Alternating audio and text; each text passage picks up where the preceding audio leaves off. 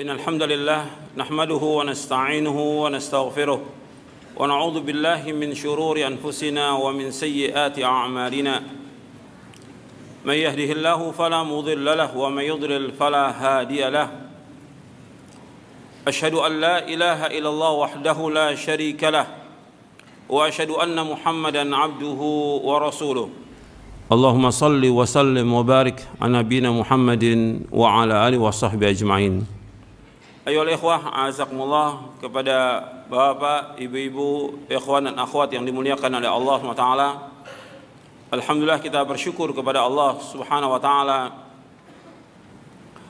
Kita diberikan oleh Allah SWT hidayah taufik untuk datang ke majlis ilmu. Kita bersyukur kepada Allah atas nikmat Islam, nikmat iman, nikmat sehat, nikmat afiah, nikmat dijauhkan oleh Allah dari berbagai macam malapetaka. Dan nikmat diberikan hidayah taufik untuk datang ke majlis ilmu. Ini kita wajib bersyukur kepada Allah. Betapa banyak orang-orang yang diberikan oleh Allah kesempatan, diberikan waktu yang luang, diberikan kesehatan, tetapi mereka tidak diberikan taufik untuk datang ke majlis ilmu. Ini merupakan nikmat yang besar yang wajib kita syukuri. Dan datangnya kita ke majlis ilmu merupakan kewajiban atas setiap muslim dan muslimah, dan juga merupakan jalan menuju sorga. Datangnya kita mendapatkan ganjaran dari Allah apabila kita ikhlas semata-mata karena Allah SWT. Bapak, ibu, ikhwan dan akhwat yang dimuliakan oleh Allah SWT, yang perlu saya ingatkan, kita datang ke sini untuk menuntut ilmu, untuk belajar. Makanya pertama kali harus kita niatkan ikhlas karena Allah. Kemudian kita harus juga mencatat apa yang disampaikan. Jadi catat, bukunya harus ada, kemudian juga dicatat. Kalau bisa juga mushaf juga dibawa. Setiap kita kajian di mana aja seperti itu. Buku yang dikaji dibawa, kemudian bawa catatan, kemudian bawa mushaf Al-Quran. Supaya antum mendapatkan ilmu. Kalau cuma duduk aja, dengarkan, mengandalkan telinga, nggak akan dapat itu ilmu. Dari 2 jam yang disampaikan mungkin yang masuk 10 menit. Sayang.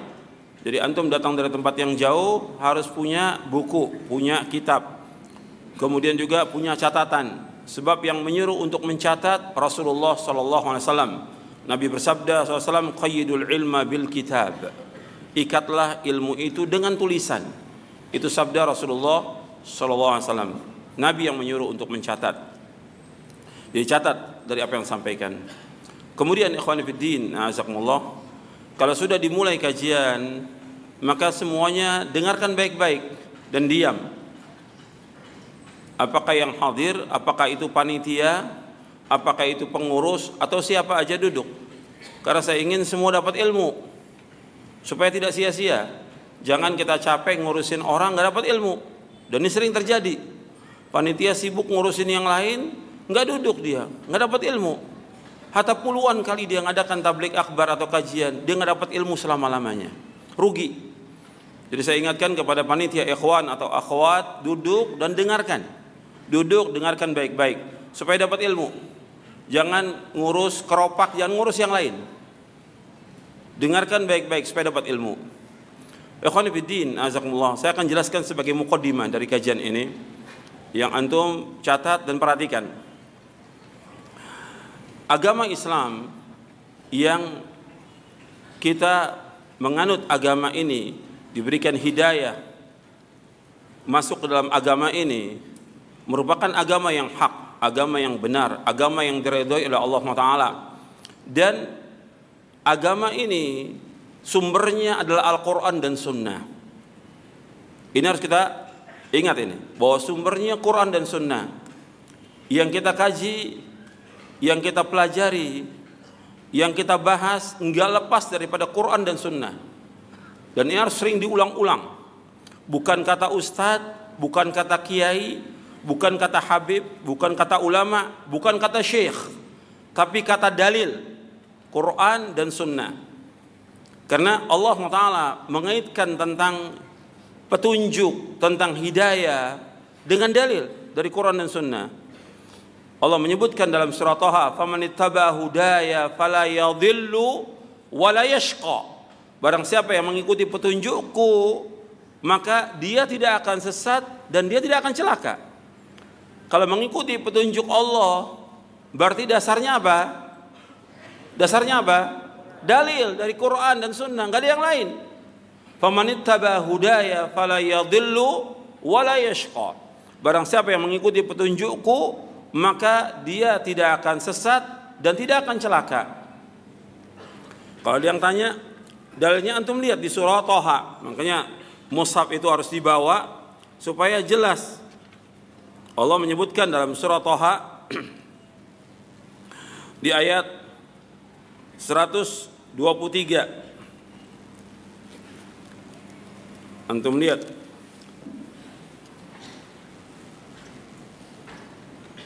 Iya, di ayat 123. "Faman ittaba hudaya fala yadhillu wa la yashqa. Fa imma ya'tiyannakum minni huda. Faman ittaba hudaya fala yadhillu wa la yashqa." Dan apabila datang kepada kalian petunjukku dari aku, petunjukku, maka barang siapa yang mengikuti petunjukku, dia tidak akan sesat dan dia tidak akan celaka selama-lamanya. Enggak akan sesat, enggak akan celaka. Yang kita ikut Al-Quran dan Sunnah Nabi SAW. Dasarnya pertama Al-Quran. Al-Quran memerintahkan untuk mengikuti dalil. Dalil yang lain dari Al-Quran juga yang menyuruh mengikuti apa yang dibawa oleh Nabi Muhammad SAW. Allah berfirman dalam surah Al-Hasyr, surah 59 ayat 7.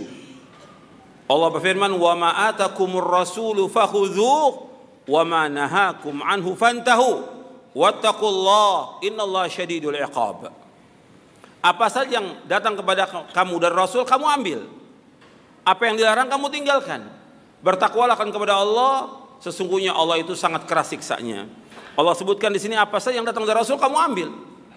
Enggak dibedakan apakah itu hadis mutawatir, apakah itu ahad, apakah berkaitan dengan akidah, apakah berkaitan dengan hukum. Apa saja yang datang dari Nabi SAW selama riwayat itu sahih, kamu ambil. Dan yang dilarang, kamu tinggalkan. Bertakwalah kepada Allah dan Allah sangat keras siksanya. Dalam surah Al-Hasyr surah 59 ayat 7. Kemudian Nabi Muhammad SAW bersabda dalam hadis, ini banyak hadisnya. Di antaranya Nabi bersabda SAW dalam hadis yang sahih yang diriwayatkan oleh Imam Al-Hakim dalam kitabnya Al-Mustadrak dan juga Imam Malik dalam kitabnya Al-Muwatta.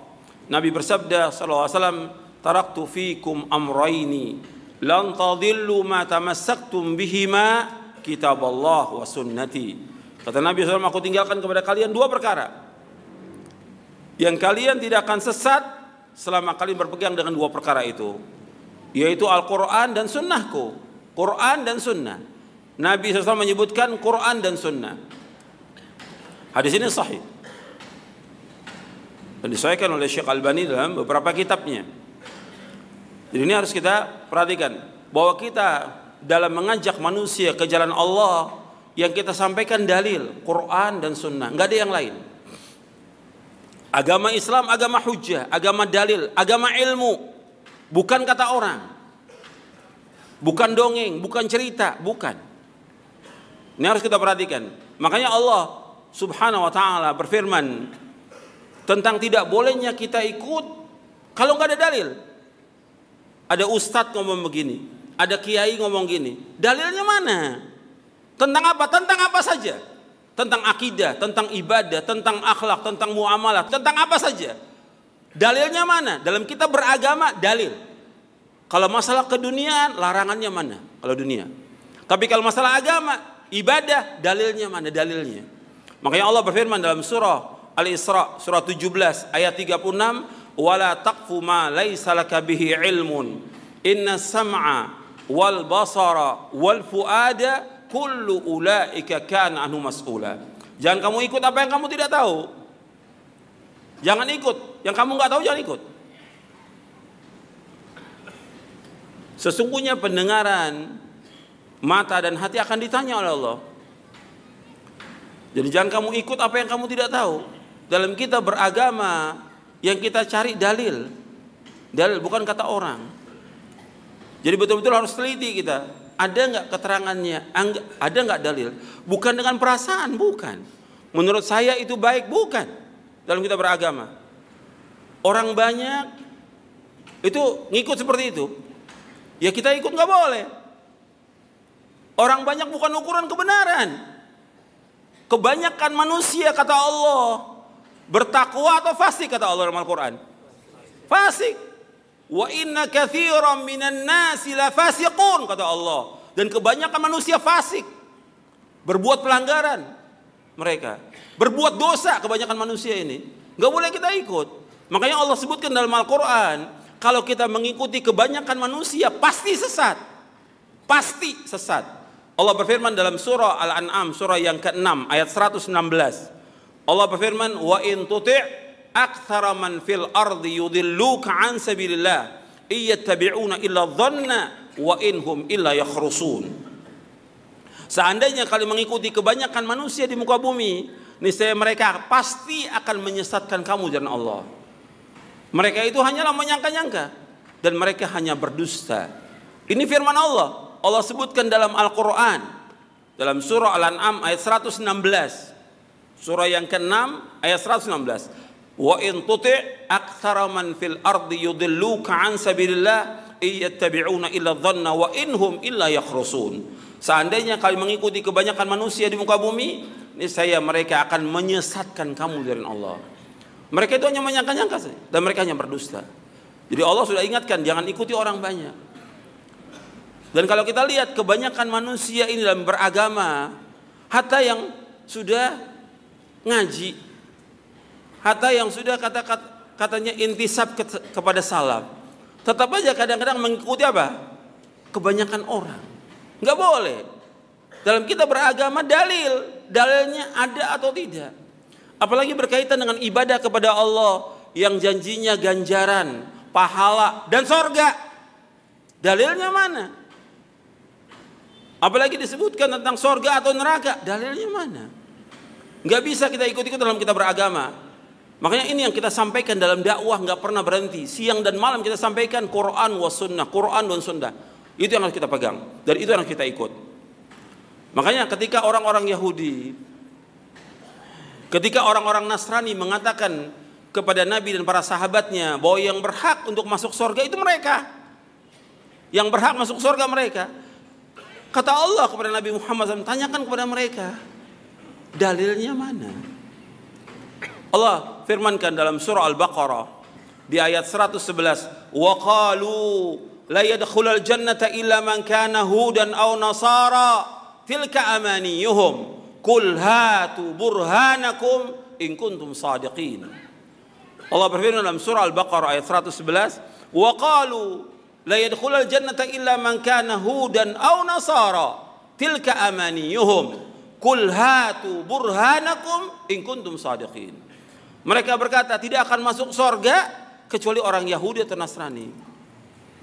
Kata Allah kepada Nabi Muhammad, qul, katakan kepada mereka, hatu burhanakum, datangkan bukti kamu, datangkan hujah kamu, datangkan dalil kamu in kuntum sadiqin, jika kalian orang-orang yang jujur, orang yang benar.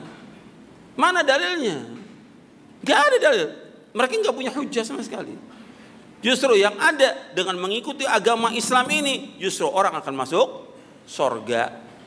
Kalau mengikuti agama Nasrani atau Yahudi dan mereka tidak ikut agama Islam, setelah diutus Nabi Muhammad SAW, pasti mereka masuk neraka. Pasti. Pasti. Gitu. Kenapa? Dasarnya ayat Al-Quran dan juga dasarnya hadis Nabi yang sahih. Nabi Allah berfirman, innal ladzina kafaru min ahlil kitab wal musyrikin fi nari jahannam khalidina fiha ulaika hum syarrul bariyah. Sesungguhnya orang-orang kafir dari ahlul kitab. Ahlul kitab siapa? Yahudi Nasrani dan kaum musyrikin. Tempat tinggal mereka kata Allah di neraka jahannam, kekal mereka dalam neraka jahannam. Dan mereka sejelek-jelek makhluk di muka bumi ini. Dan Nabi juga bersabda SAW dalam hadis yang sahih yang diriwayatkan oleh Imam Muslim dalam sahihnya dari sahabat Abu Hurairah radhiyallahu an, "Waladhi nafsu Muhammadin biyadihi la yasma'u bi ahadun min hadhil ummati yahudiyyun aw nasraniyyun thumma yamutu wa lam yu'min billadhi ursiltu bihi illa kana min ashabin nar." demi Allah yang diri Muhammad di tangannya, tidaklah mendengar aku diutus siapa saja, apakah dia Yahudi atau dia Nasrani, kemudian dia mati dalam keadaan tidak beriman dengan apa yang aku bawa, maka dia pasti menjadi penghuni neraka. Pasti. Hadis ini sahih, diriwayatkan oleh Muslim. Ini harus kita pahami seperti ini. Agama Islam satu-satunya agama yang hak, dan Islam itu sumbernya dalil dari Quran dan Sunnah. Itu yang pertama. Yang kedua, Al-Quran dan Sunnah yang kita kaji, yang kita bahas, yang merupakan dalil untuk kita berpijak dalam kita beragama ini, ya harus dipahami dengan pemahaman para sahabat. Harus dipahami dengan para sahabat, karena mereka lah yang paham tentang Al-Quran, mereka lah yang paham tentang Sunnah Nabi SAW. Mereka yang paham tentang Quran, mereka yang paham tentang Sunnah Nabi SAW. Karena itu Allah Subhanahu Wa Taala mengkaitkan antara mengikuti Rasulullah dan juga mengikuti para sahabat radhiyallahu anhum ajma'in. Para sahabat diberikan oleh Allah SWT keutamaan, mereka menemani Rasulullah SAW. Mereka berjihad, beriman, berjihad, hijrah dan yang lainnya. Mereka punya keutamaan yang tidak dimiliki oleh siapapun juga di muka bumi ini. Generasi para sahabat tidak pernah ada sebelum Nabi Muhammad SAW dan tidak pernah akan ada lagi sampai hari kiamat. Generasi yang Allah pilih untuk menemani Rasulullah SAW. Makanya ketika mereka itu infak atau sedekah sebesar telapak tangan, kita sekarang ini infak sebesar gunung Uhud berupa emas, belum bisa mencapai derajat sahabat. Dalam hadis yang sahih yang diriwayatkan oleh Imam Bukhari, Muslim dan yang lainnya, Nabi bersabda, la tasubbu ashabi falau anna ahadakum anfaqa mithla uhudin dhahaba ma balagha mudahdim wala nasifa. Kata Nabi SAW, jangan kalian mencaci maki sahabatku, jangan mencaci maki sahabatku, jangan mencela sahabatku. Kalau seandainya seorang dari kalian infak sebesar gunung Uhud berupa emas, itu belum bisa mencapai derajat sahabat yang infak sebesar 2 telapak tangan. Wala nasifah, separuhnya pun tidak. Hadis ini sahih Bukhari, Muslim dan yang lainnya. Artinya kalau sahabat infak berupa makanan sebesar kedua telapak tangan, kita sekarang infak sebesar gunung, belum bisa mencapai derajat sahabat. Karena apa? Karena imannya mereka, karena yakinnya mereka, karena ikhlasnya mereka dan yang lainnya. Sahabat merupakan sebaik-baik umat. Kata Nabi SAW, khairu ummati qarni thumma alladhina yalunahum thumma alladhina yalunahum. Sebaik-baik masa pada masaku ini, kemudian yang sesudahnya, kemudian yang sudahnya. Jadi masa yang terbaik yaitu masanya Rasulullah, itu masanya para sahabat, kemudian sudahnya tabi'in, kemudian sudahnya para tabi'in. Ketika disebutkan sebaik-baik umatku, atau khairu ummati, sebaik-baik umatku, atau khairukum, sebaik-baik kalian, itu kebaikan mereka bukan tentang wajahnya, bukan tentang tubuhnya, bukan tentang rumahnya, bukan tentang kendaraannya, bukan tentang hartanya, tapi kebaikan berkaitan dengan apa? Dengan akidahnya mereka, dengan ilmunya mereka, pemahamannya mereka, akhlaknya mereka, dakwahnya mereka. Mereka yang terbaik dari semua manusia yang ada di muka bumi ini.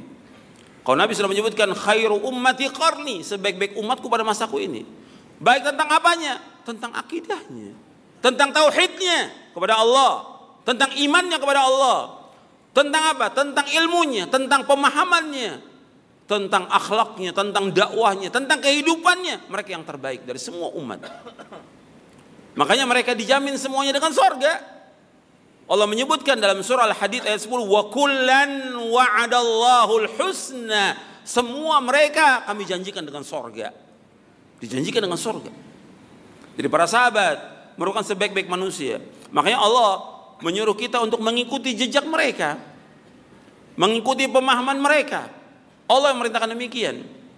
Karena itu ketika orang tidak mengikuti pemahamannya para sahabat, pasti sesat, pasti sesat.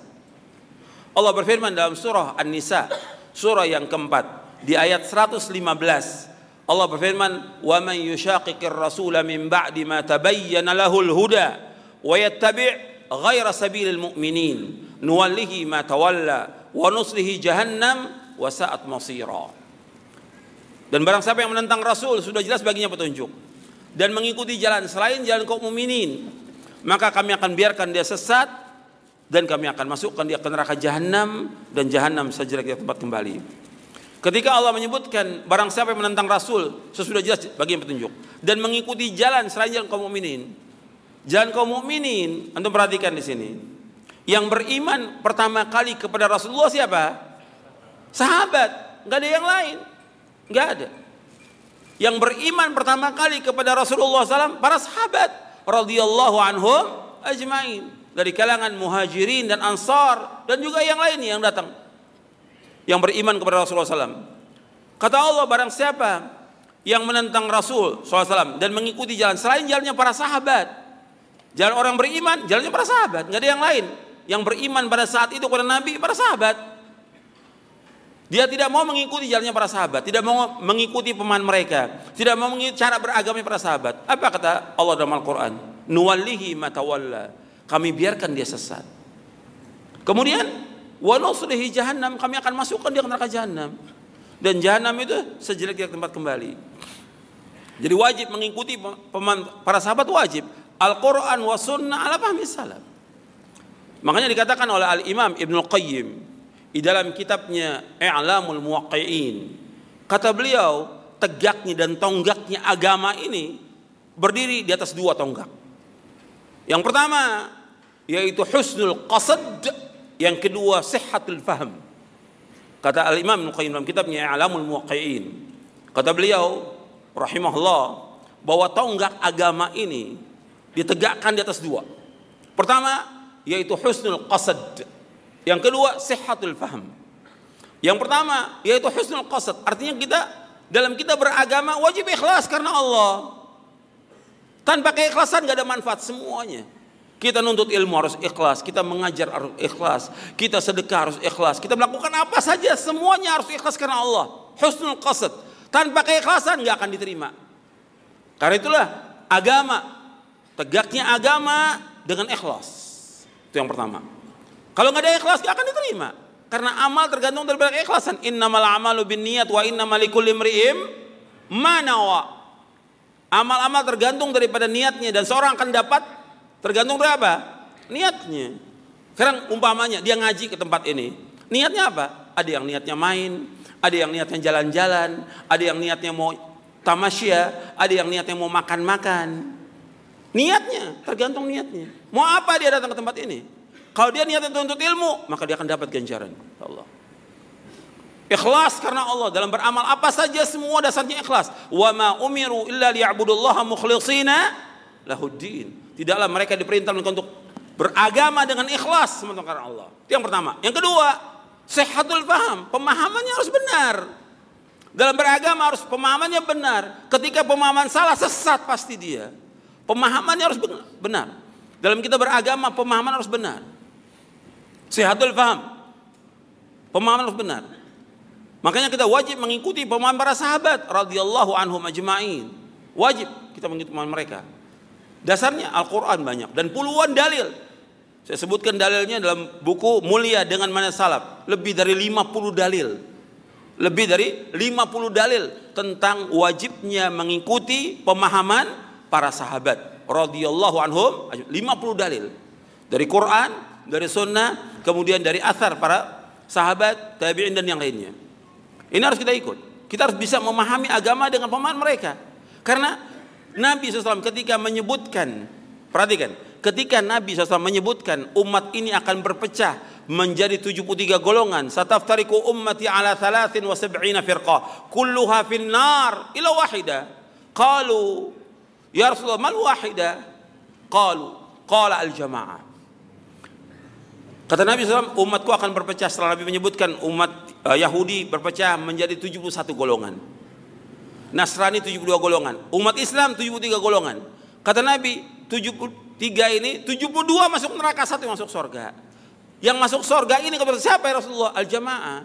Maksudnya al-jamaah dijelaskan dalam hadis yang lain. Ini hadis sahih riwayat Imam Ahmad, Abu Daud, At-Tirmidzi dan yang lainnya.